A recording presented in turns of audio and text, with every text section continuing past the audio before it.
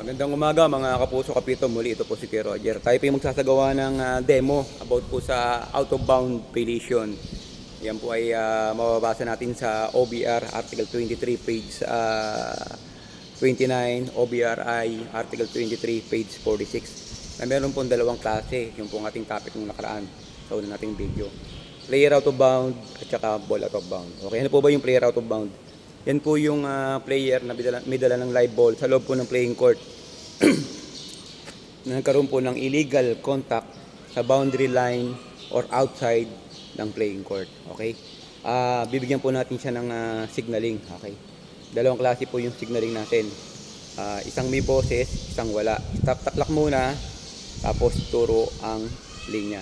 Player na may dala ng bola na nagkaroon ng illegal contact doon po sa boundary line ng playing court o kaya outside ng boundary line ng playing court o kaya naman yung player nakapag-dribble ng bola doon sa linya, end line or sideline sa loob ng playing court. Okay? Ito po yung signaling niya.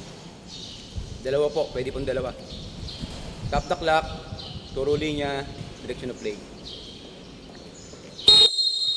Okay?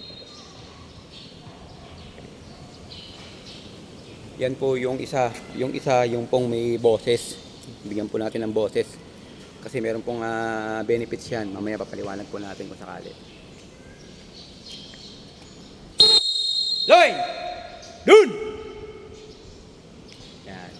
Yan po yung signaling natin. Isang may boses, isang wala. Okay, yung pong bigyan natin ng demo ring yung ball out of bound. Ito naman yung ball out of bound, yung klarado po na yung bola lumabas mismo dun sa outside ng playing court, hindi tumama ng end line at sideline.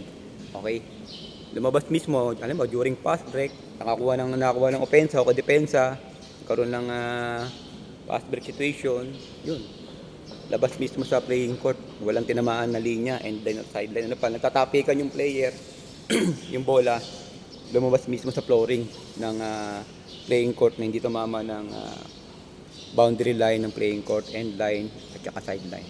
Okay, ang signal naman niya ganoon din, pwedeng may boses at saka wala. Stop the clock.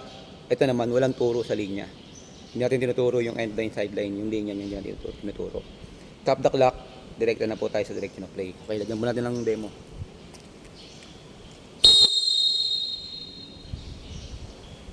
Yan po yung walang boses. Yung may boses po,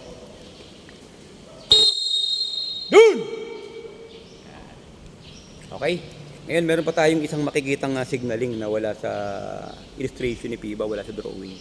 Ito naman, yung kayong player out of bound at saka yung ball out of bound, may kinalaman nun sa flooring. Ibig sabihin sa flooring, nagkaroon ng violation dun sa flooring, illegal contact. Ito naman, nagkakaroon naman ng ball out of bound above the court. Ibig sabihin yung object, yung mga bagay na nasa taas ng playing court. Ano po ba yan? Yung bubong, kuryente, yung braces ng mga ring, ngayon kung may shot lock, yung ibabaw ng shot lock o kaya sa shot lock namamamit mo yung bola, etc. Diba kung may puno, kawad, yun nga kawad, etc.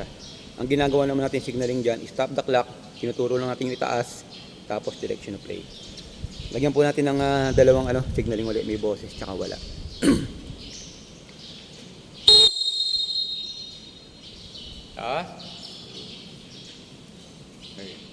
Yung pong may boses, nawaman sa taas, dun! Okay, yan po mga kapuso. Muli, maraming salamat po. Kung may mga pagkukulang dyan, kayo na bahala. Thank you very much, Kuya Roger. Thank you.